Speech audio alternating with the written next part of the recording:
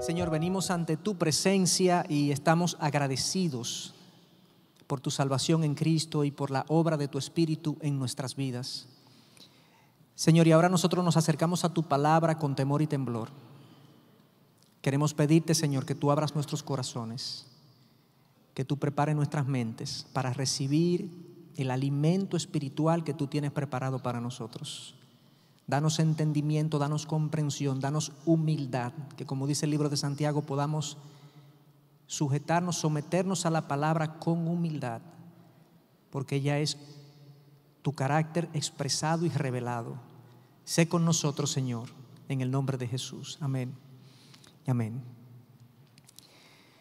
Pues bien, continuamos, hermanos, con esta conferencia titulada Siervos. Yo quisiera, antes de hablar del título de mi presentación o de mi exposición en esta mañana, en esta tarde, pues presentarle una serie de circunstancias, situaciones, y preguntarles a ustedes para que vayamos pensando qué tienen en común las siguientes personas. Un empleado que rechaza una petición de su jefe, de su superior, de hacer algo deshonesto. Una asistente administrativa que rechaza ceder ante la coquetería de su jefe. Una mujer o un hombre que prefieren terminar una relación de noviazgo antes de caer en intimidad sexual antes del matrimonio. ¿O qué tienen en común estas cosas, estas situaciones y personas con un empresario que prefiere que su negocio disminuya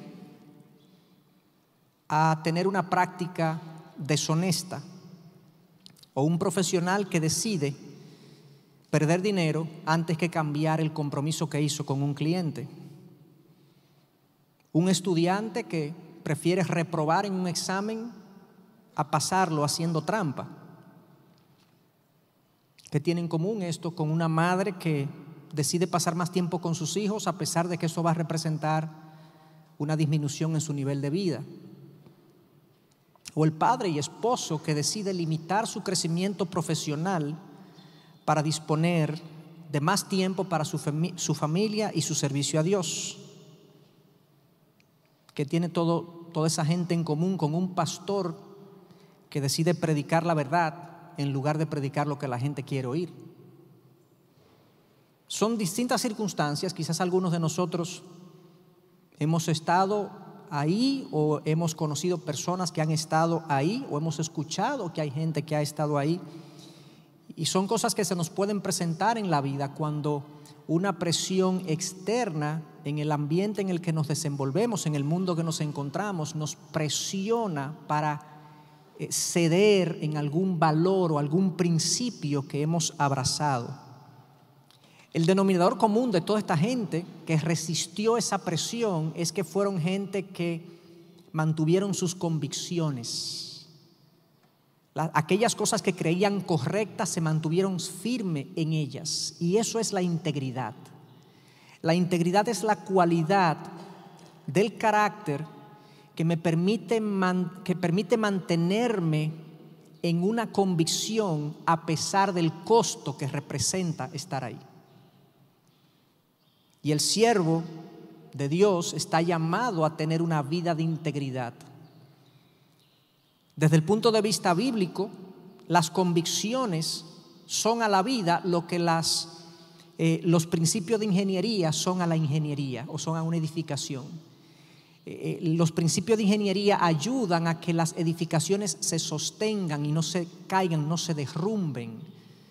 De la misma manera, las convicciones de vida de una persona y específicamente de un creyente son lo que permiten que esa persona se mantenga de pie a pesar de las presiones que va a enfrentar en la vida.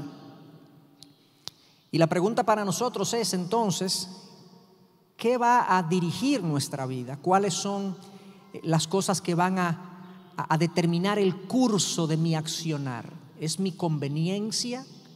¿Son mis intereses? ¿Son mis deseos? ¿Son mis placeres? ¿O yo y tú nos vamos a dejar dirigir por la palabra de Dios en todo nuestro accionar? Hay un famoso ensayista y filósofo, no sé si lo conocen por aquí, pero en mi país hay una calle que lo honra, que se llama José Ortega y Gasset.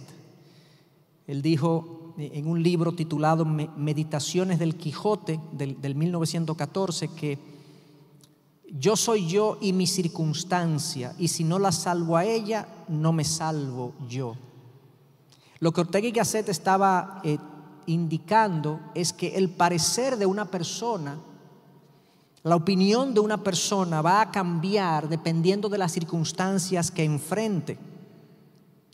Pero según la Biblia, no son las circunstancias que yo enfrento que determinan mi parecer, sino que mi parecer debe ser determinado previamente por la palabra de Dios, independientemente de la circunstancia que yo enfrente. El que vive como Ortega y Gasset indicaba es la persona que vive como un río que siempre busca el caudal de menor resistencia. El cristiano no está llamado a vivir en el caudal de menor resistencia, sino en el caudal trazado por la palabra de Dios. Y en la Biblia hay un ejemplo, hay muchos ejemplos de integridad, pero hay un capítulo en particular que yo diría que es el capítulo por excelencia cuando tenemos que hablar de integridad y de convicciones personales, y ese es el capítulo 3 del libro de Daniel, del profeta Daniel. Y yo quisiera que me acompañaran al capítulo 3 del libro de Daniel, y voy a dar un poquito de contexto antes de leer el capítulo, y lo vamos a leer gradualmente, completo, los 30 versículos, y hacer una exposición a partir de este pasaje. Daniel 3, este es el contexto para que sepamos de qué se trata. Como muchos saben, Daniel escribe en el exilio babilónico. En un momento dado, Israel fue llevado al exilio por Babilonia por 70 años, y Daniel sirvió literalmente, estuvo en Babilonia los 70 años del exilio. Y no solamente eso, sino que Daniel fue seleccionado junto a un grupo de jóvenes judíos para ser entrenados por los babilónicos en la cultura babilónica, en las lenguas, las costumbres y la religión babilónica.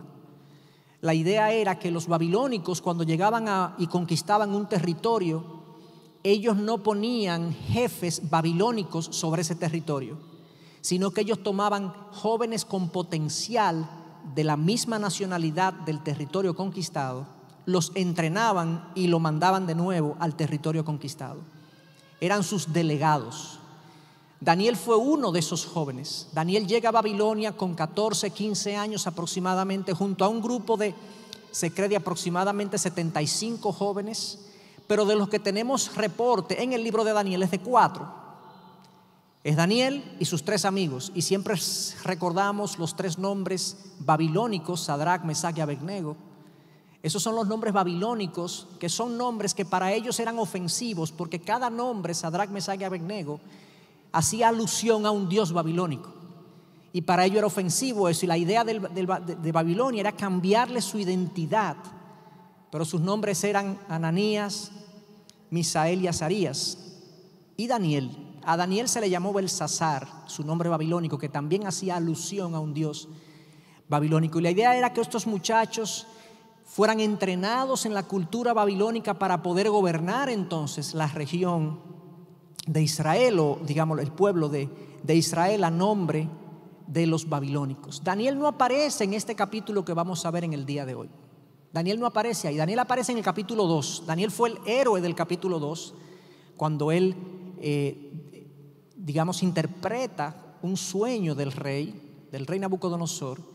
Y ahora vemos a sus amigos, otros personajes, y es intencional el hecho de que hay un acto heroico de Daniel en el 2, hay un acto heroico de estos amigos en el 3, porque el personaje principal no es Daniel, es el Dios detrás de Daniel y sus amigos.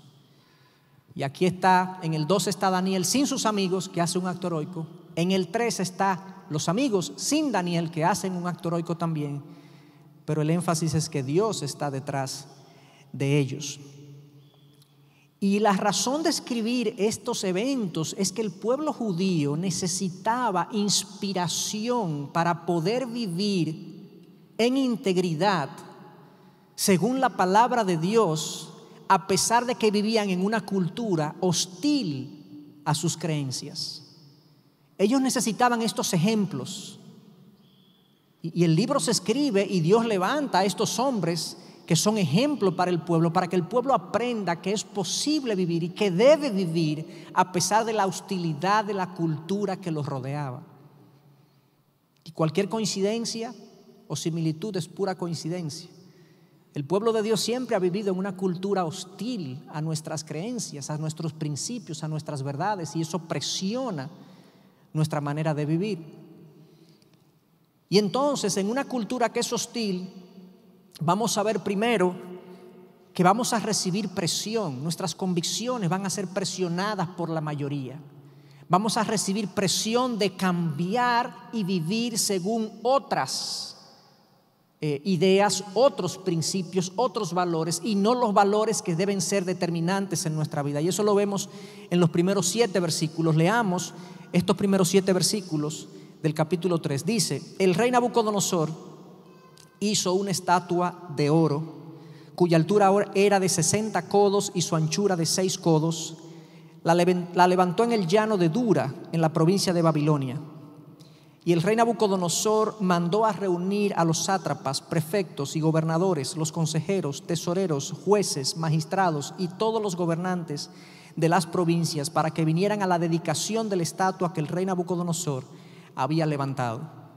Entonces se reunieron los sátrapas, prefectos y gobernadores, los consejeros, tesoreros, jueces, magistrados y todos los gobernantes de las provincias para la dedicación de la estatua que el rey Nabucodonosor había levantado. Y todos estaban de pie delante de la estatua que Nabucodonosor había levantado. Y el heraldo proclamó con fuerza: se os ordena a vosotros, pueblos, naciones y lenguas, que en el momento en que oigáis el sonido del cuerno, la flauta, la lira, el arpa, el salterio, la gaita y toda clase de música, os postréis y adoréis la estatua de oro que el rey Nabucodonosor ha levantado. Pero el que no se postre y adore será echado inmediatamente en un horno de fuego ardiente.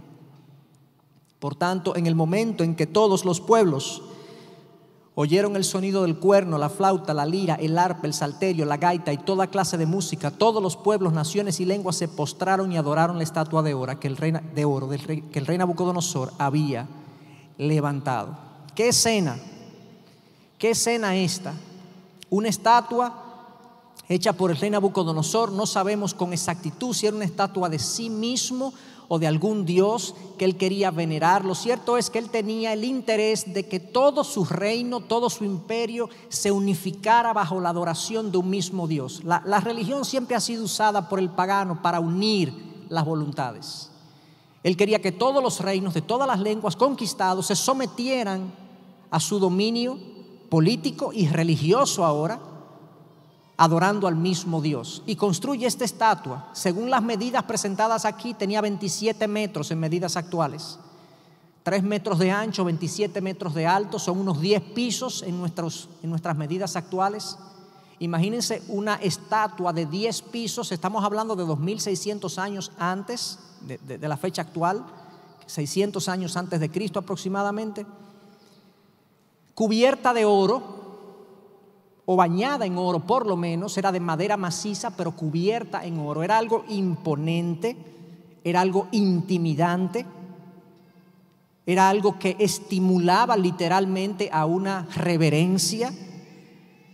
Se propone que se vayan a un llano, a una especie de valle, donde todos entonces se postren ante la estatua que el rey Nabucodonosor había levantado. Se repite una y otra vez. Parece redundante el texto, pero el texto pretende indicar la uniformidad que Nabucodonosor quería que todo el mundo tuviera, que todo el mundo se sometiera a este patrón de adoración, a este ritual de adoración que él había planteado. Y la convocatoria, nos dice el versículo 2 y el versículo 3, es amplia. Todo el reino, los prefectos, los tesoreros, los magistrados, 7 categorías jerárquicas. Fíjense la dimensión de este imperio. 7 categorías jerárquicas nos son mencionadas. Todos los gobernadores y todos los magistrados y todos los gobernadores de los pueblos eran convocados junto con el pueblo a este acto de adoración. Y se esperaba que todo el mundo hiciera lo mismo. La amenaza era que el que no lo hiciera sería echado en un horno de fuego ardiente. No sé si a ustedes le llama la atención la redundancia del fuego ardiente. Es como decir que el hielo frío, pero hay un énfasis en que era un fuego muy ardiente. Y este era el costo de no someterse a lo que la mayoría iba a hacer y a lo que se disponía de parte de este mandatario, dictador y tirano. La presión era fuerte. La presión era muy fuerte para adorar a esta estatua que el rey Nabucodonosor había preparado. Y todos lo hacen. Todos se someten a lo que el rey Nabucodonosor era la intención. No lo hacen de corazón probablemente, pero sí lo hacen externamente. Y el rey Nabucodonosor está satisfecho con lo que se está produciendo. Y este es un tipo de presión que es común que nosotros la sintamos en el mundo que nosotros vivimos. El mundo impone sobre nosotros ciertas formas que nosotros tenemos que someternos a ciertas maneras y ciertos valores y ciertos principios que el mundo ha abrazado, y a veces nos sentimos como fuera de lugar y sentiríamos como que nos echarían a un horno de fuego de la crítica y el enclaustramiento si nosotros no somos iguales a lo que el resto de la gente hace. Y aquí están estos muchachos. Ellos eran gobernadores también, ellos eran gobernadores de ciertas regiones, habían venido también. Y la pregunta es entonces, ¿qué van a hacer? Está toda la pompa real, no sé si se fijaron, la sinfónica que Nabucodonosor armó para que el culto fuera hermoso, fuera apropiado. Pero ellos deciden hacer otra cosa. La mayoría siempre ha determinado y presionado la decisión del ser humano. Nosotros somos seres que queremos congraciarnos con la gente. Nosotros queremos estar bien con nuestros superiores y queremos estar bien con los que se parecen a nosotros. Y muchas veces nosotros claudicamos en nuestros principios y nuestros valores por la aprobación de la gente. Y si no por la aprobación de la gente, por el costo que tendrá el ser diferente y distinto. En una ocasión, el presidente Harry Truman, americano, estaba comentando sobre la importancia de hacer encuestas. En esa época ya había comenzado la costumbre en Estados Unidos, cuando un político va a tomar una decisión, se hace una encuesta, cualquier cosa, y ellos se mueven no en base a sus convicciones, sino en base a la opinión del electorado, de lo que la gente piensa.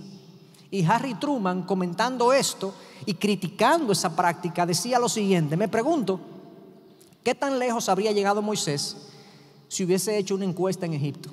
Esto es Harry Truman preguntándose. ¿Qué hubiese predicado Jesús si hubiese hecho una encuesta en Israel?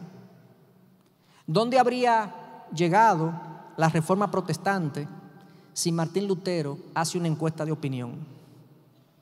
No son las encuestas o la opinión pública del momento lo que importa. Lo que importa es lo correcto o incorrecto. Importa el liderazgo, hombres de fortaleza, honestidad y su convicción de lo que es correcto. Esto hace historia. Cuando nosotros claudicamos en nuestros principios y valores por la presión externa y nos sumamos a los demás por aprobación o por el costo que representa, dejamos de ser significativos, dejamos de hacer historia, dejamos de honrar a nuestro Dios. El Señor espera que la Biblia sea nuestro manual de convicciones y sus valores sean los que gobiernan la vida de cada creyente, de cada siervo. Pero eso no estará exento de presiones. Habrán presiones significativas sobre nosotros. De hecho, usualmente es lo más común que el cristiano viva presionado al vivir sus convicciones a que viva como con cosas fáciles. Y eso es lo primero que nosotros vamos a ver. La convicción será presionada por la mayoría. Nuestras convicciones van a ser desafiadas por la manera de pensar del mundo. Debemos mantenernos firmes en nuestras convicciones. No solamente eso, sino que la convicción va a ser no solo presionada, sino criticada específicamente por algunos. Fíjense el versículo 8 al versículo 12. Nos dice: sin embargo, en aquel tiempo algunos caldeos se presentaron y acusaron a los judíos. Hablaron y dijeron al rey Nabucodonosor: oh rey, vive para siempre. Tú, oh rey, has proclamado un decreto de que todo hombre que oiga el sonido del cuerno, la flauta, la lira, el arpa, el salterio, la gaita y toda clase de música se postre y adore la estatua de oro. Y el que no se postre y adore será echado en el horno de fuego ardiente. Pero hay algunos judíos a quienes has puesto sobre la administración de la provincia de Babilonia, es decir, Sadrach, Mesach y Abednego, y estos hombres, oh rey, no te hacen caso, no sirven a tus dioses, ni adoran la estatua de oro que tú has levantado. Aquí vienen los caldeos, eran nobles del imperio, eran gente de poder, y tienen una crítica específica sobre la actuación de estos jóvenes judíos. Esta palabra en el original, cuando dice que acusaron a los judíos, significa literalmente comer en trozos. O sea, ellos querían comérselos en trocitos, querían destruirlos. La razón era que los judíos querían vivir en base a convicciones distintas a lo que proclamó el rey Nabucodonosor. O sea, el solo hecho de que ellos permanecieran siendo distintos levantó la crítica de estos caldeos. Y vienen con la acusación. 3 acusaciones tienen. Rey Nabucodonosor, ellos no te hacen caso, no sirven a tus dioses, ni adoran la estatua de oro que has levantado. La primera acusación es falsa. No te hacen caso. Sí, ellos le hacen caso a Nabucodonosor porque ellos vinieron y se desplazaron para estar presentes en esta convocatoria. Ellos eran buenos gobernadores. No hay crítica, no hay nada que se observe en el texto donde ellos son criticados o observados por su desempeño como gobernadores. Pero hacen una falsa acusación, una calumnia, y eso es típico. Nuestras posiciones levantarán calumnias, levantarán críticas, levantarán observaciones, levantarán molestias. La gente se molestará, alguna gente se molestará simplemente porque yo quiero mantener una posición distinta que confronta la posición del otro. Y entonces, en esta situación, ellos se mantienen firmes a pesar de la crítica de los caldeos. El Nuevo Testamento tiene un texto como que nos da luz acerca de esto, y dice en 2 de Timoteo 3:12: en verdad, todos los que quieren vivir piadosamente en Cristo Jesús serán perseguidos. O sea, si yo trato de vivir según las normas y reglas de mi Señor, lamentablemente mi Señor aquí no fue bienvenido. Cristo lo anunció: en el mundo tendréis aflicción. Si me persiguieron a mí, ¿cómo no lo perseguirán a ustedes también? Obviamente esto es algo que debemos esperar. Nuestras convicciones, nuestra forma de ver la vida, nuestra integridad va a ser presionada, va a ser criticada, y eso es lo que estamos viendo en el caso de estos jóvenes. No solamente eso, sino que pasa a otro nivel ahora. En el versículo 13, ahora vemos la convicción de ellos amenazada.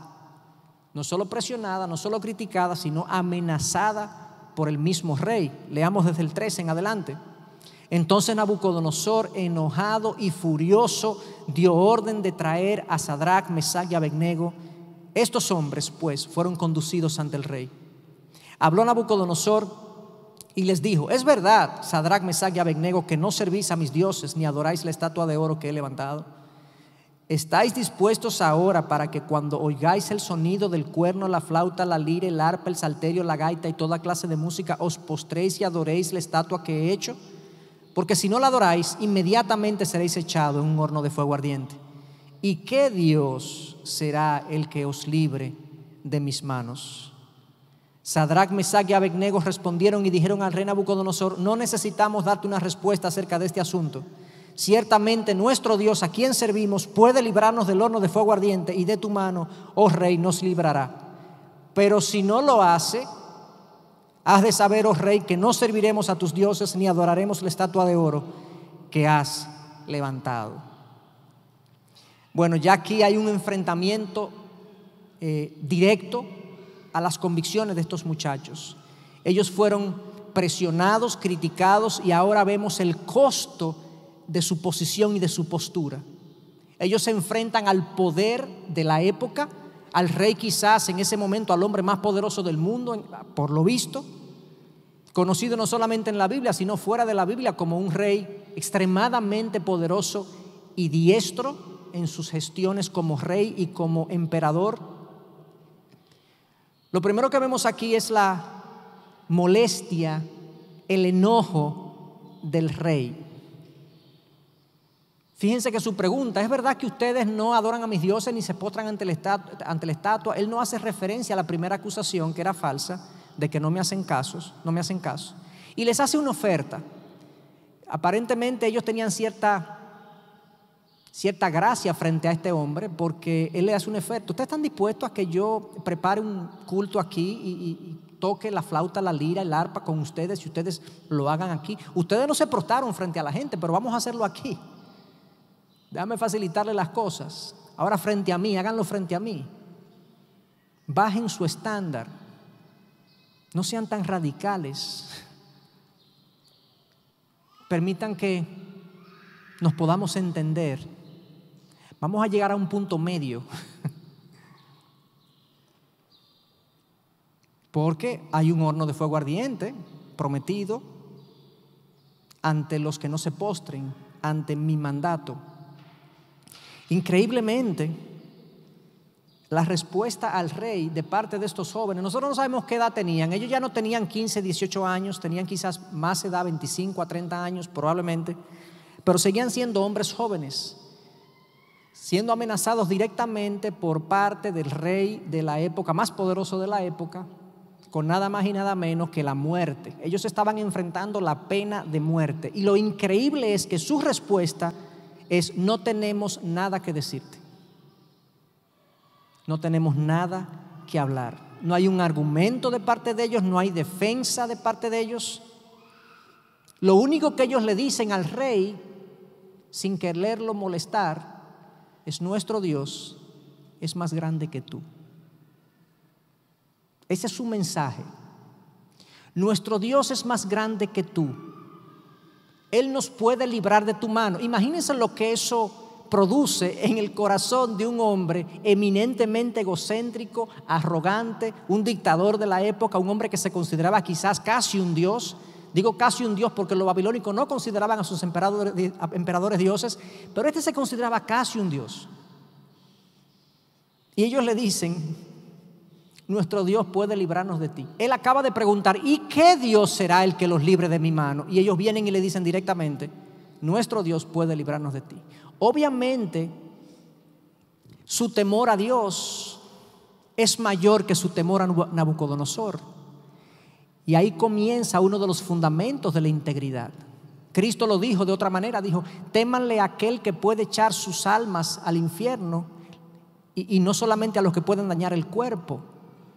El temor a Dios, la reverencia a Dios, mi visión del Dios grande y majestuoso y soberano, me va a ayudar mucho a someterme a sus designios y a su voluntad, independientemente del costo humano que eso tenga. Pero cuando mi visión de Dios no es tan grande, cuando mi visión de Dios es pequeña, pues el hombre cobra más importancia y yo temo a los hombres más que a Dios, y es difícil mantener mi integridad. Por aquí ellos tienen una visión de Dios que los hace valientes, que los hace osados, que les permite enfrentarse al poder de la época sin temor. Pero ellos agregan algo: no solamente nuestro Dios es más grande, sino que le dicen: pero nuestro Dios es soberano.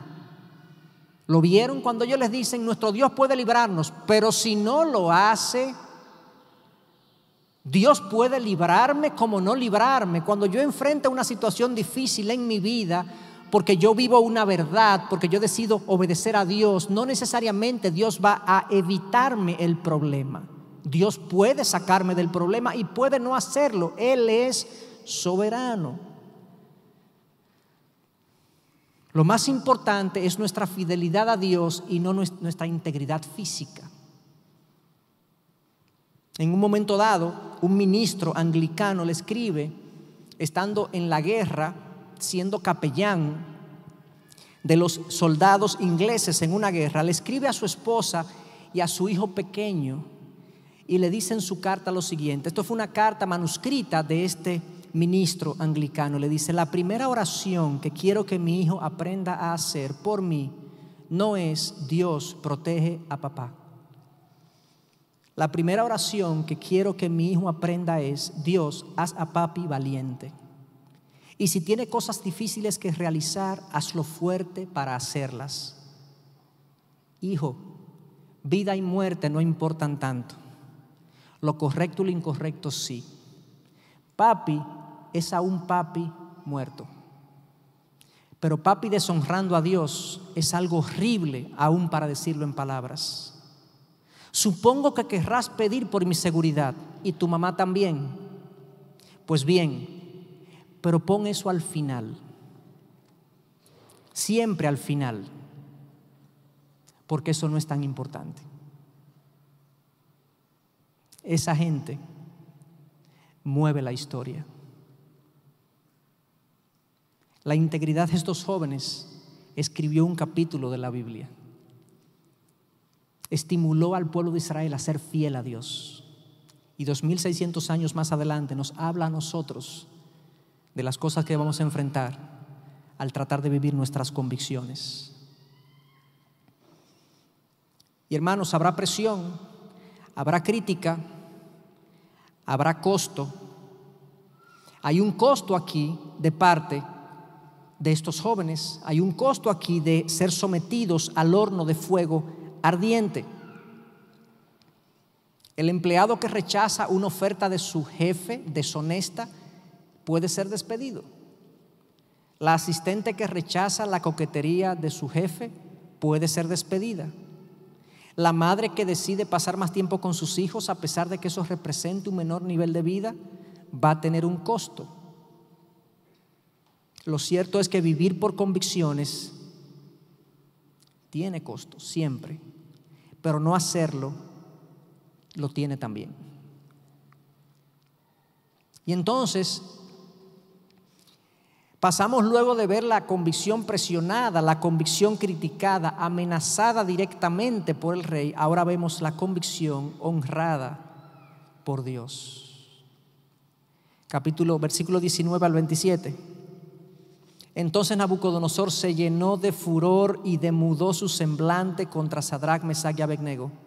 Respondió ordenando que se calentara el horno 7 veces más de lo que se acostumbra a calentar.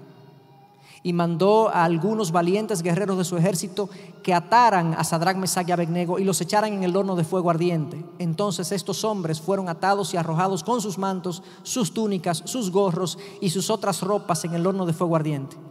Como la orden del rey era apremiante y el horno había sido calentado excesivamente, la llama del fuego mató a los que habían alzado a Sadrach, Mesach y Abednego.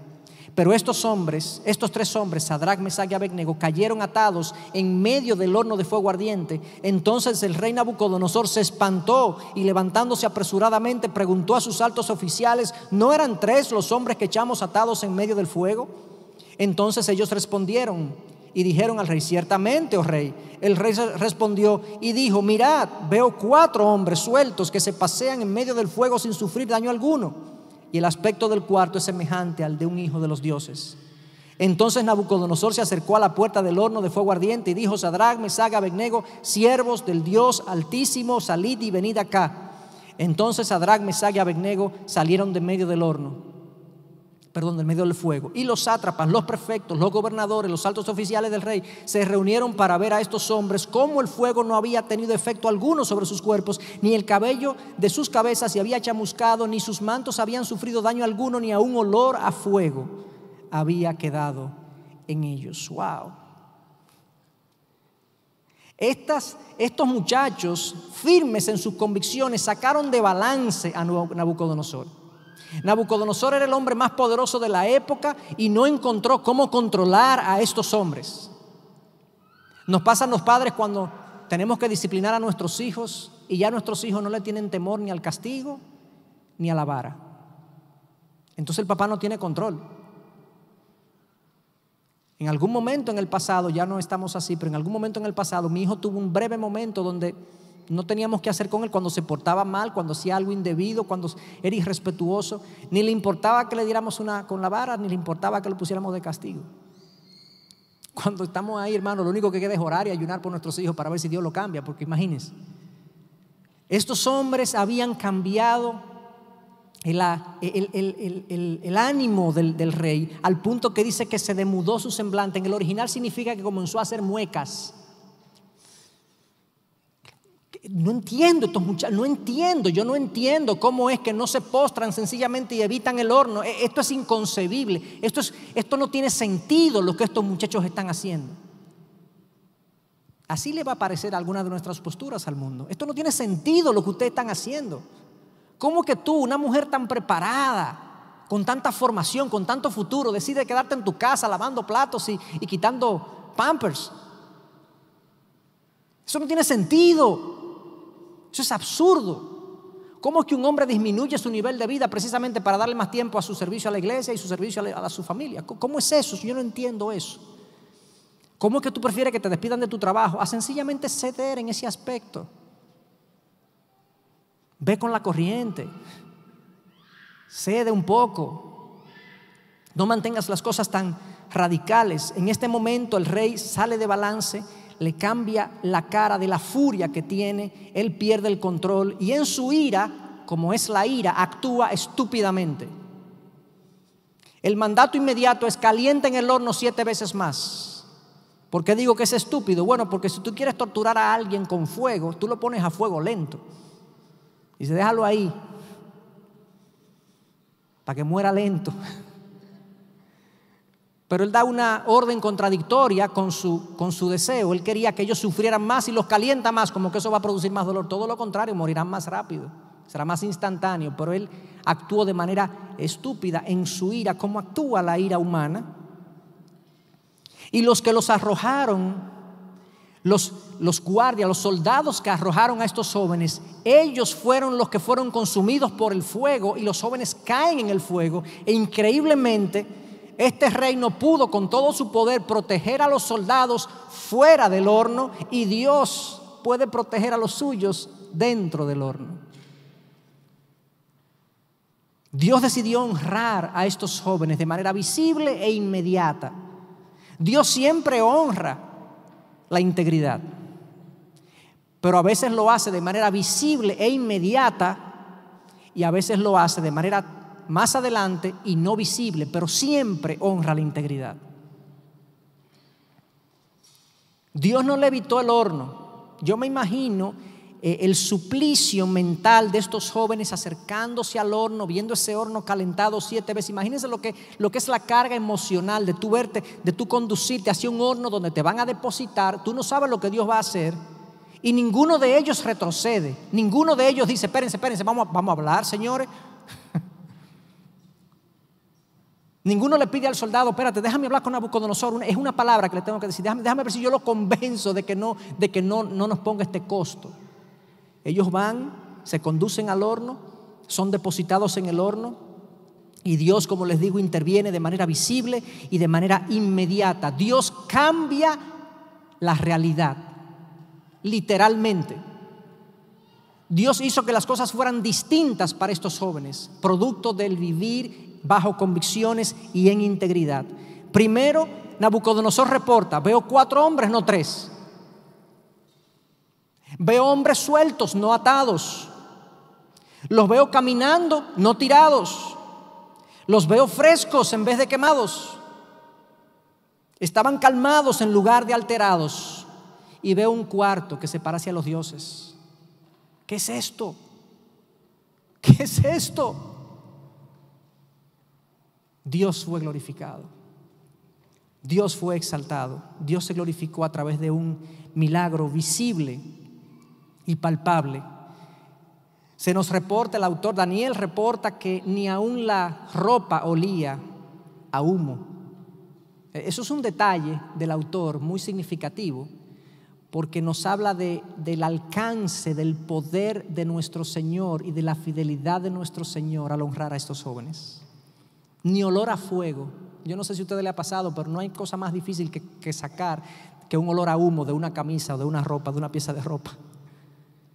Y eso es lo que vemos aquí. Vemos entonces la integridad honrada por Dios de manera visible, y como les digo, Dios siempre la honra, a veces no de manera visible para nosotros, pero Dios es honrado y complacido con una vida de integridad. Es cierto que en nuestra condición de pecado nosotros no logramos la salvación por obras, como decía el pastor hace un momentito, el pastor Nicodemos. La salvación no es por obras, pero las obras acompañan la salvación siempre. Pero la otra cosa que hacen las obras es que, según la Biblia, las obras hechas para Dios, de los que somos salvos, complacen a Dios, le agradan a Dios. Nosotros no satisfacemos a Dios completamente porque Él es perfecto y nuestras obras siempre se quedan cortas, pero sí Él es complacido y Él recibe gozo cuando sus hijos le obedecen. Al final, hermanos, lo que vemos en este glorioso capítulo es que una vida vivida con convicciones y con integridad traerá gloria a nuestro Dios. Fíjense el versículo 28 y 30 al 30. Dice: habló Nabucodonosor y dijo: bendito sea el Dios de Sadrach, Mesach y Abednego, que ha enviado a su ángel y ha librado a sus siervos que, confiando en él, desobedecieron la orden del rey y entregaron sus cuerpos antes de servir y adorar a ningún otro Dios excepto su Dios. Por tanto, proclamo un decreto de que todo pueblo, nación o lengua que diga blasfemia contra el Dios de Sadrach, Mesach y Abednego sea descuartizado y sus casas reducidas a escombros, ya que no hay otro Dios que pueda librar de esta manera. Entonces el rey hizo prosperar a Sadrach, Mesach y Abednego en la provincia de Babilonia. Increíble. Nabucodonosor, este individuo no podía tener una relación funcional con nadie. Primero dijo que los que no se postraran ante la estatua iban a estar en un horno de fuego, y ahora los que no honren al Dios de Sadrach, Mesach y Abednego lo vamos a descuartizar. Wow, qué hombre más voluble. ¿En qué es que tú crees, Nabucodonosor? ¿En qué es que tú crees? Tú tienes poder, pero tú no tienes convicciones. Ninguna. Bendito sea el Dios. Muchos dicen que Nabucodonosor se convirtió en este capítulo. Yo no lo creo así. Creo que fue en el capítulo 6 que él se convirtió, pero en este capítulo él reporta por lo menos que él le teme al Dios de Sadrach, Mesach y Abednego. Estos jóvenes entregaron sus cuerpos, como nos dice Romanos 12:1, entregaron sus cuerpos como sacrificio a Dios antes que obedecer, antes que someterse a la orden del rey, antes que someterse a la opinión de la mayoría, antes de ceder ante la crítica de sus detractores, porque vivían por convicción en base a la verdad de la palabra de Dios que había sido impregnada en sus corazones. Entonces este rey, al menos temor por Dios expresó y mandó a que la gente tuviese respeto por Dios. Yo no creo que él se convirtió, pero sí hay una reverencia que partió en este momento hacia Dios. Y le pasó como al coach, que era ateo. Esto es una historia real, y era ateo, pero antes de cada partido él quería que uno de sus jugadores oraran a Dios por ganar el partido. Y entonces un jugador le dijo: pero coach, ¿cómo que usted ora por ganar el partido si usted no cree en Dios? Y el coach le dijo: bueno, yo no creo en Dios, pero si hay uno, yo lo quiero de mi lado. Más o menos eso fue lo que pasó con Nabucodonosor. Él no fue que se rindió a Dios, pero respeten ese Dios por lo menos, porque si existe, nadie es como él. Y entonces los tres fueron prosperados por el rey. Esta historia tiene un final feliz, pero vivir por convicciones no siempre tiene un final feliz. Ahora, eternamente siempre hay un resultado feliz de las acciones de Dios en nuestras vidas. El mejor ejemplo de eso es la cruz. El final de la historia de Jesús, humanamente hablando, es un final triste, aflictivo, doloroso, la cruz. Pero a la luz de la eternidad es un final glorioso. Estos muchachos tuvieron en su historia en este momento un final feliz. Pero como les digo, no necesariamente Dios actúa así siempre. Él es soberano.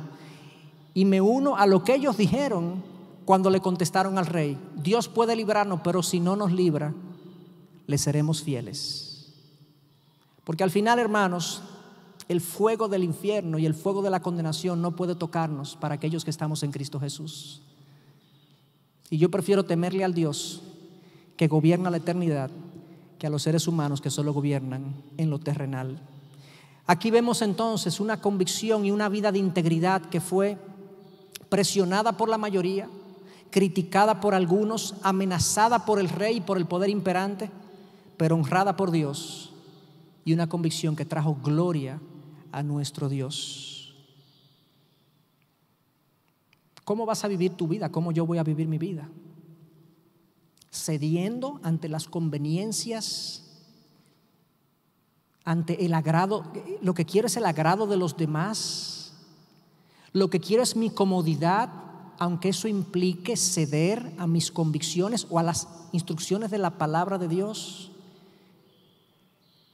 Ojalá el Señor haya usado este capítulo para estimular en nosotros, estimular la obediencia en nosotros, no para salvación como ya vimos, pero sí para honra de nuestro Dios y para distinción del pueblo que somos, un pueblo llamado a ser diferente. Vamos a orar. Señor, gracias por esta hermosa historia, esta significativa historia de tu intervención milagrosa y visible en la vida de estos jóvenes. Gracias, Jesús, por morir por nosotros en la cruz y hacer algo que nosotros no podíamos hacer, que era pagar nuestra culpa delante de Dios Padre.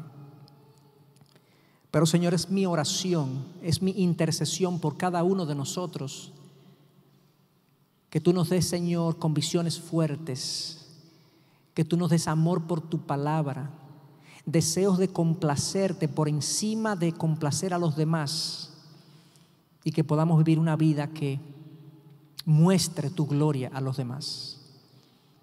Gracias, Señor. Amén y amén.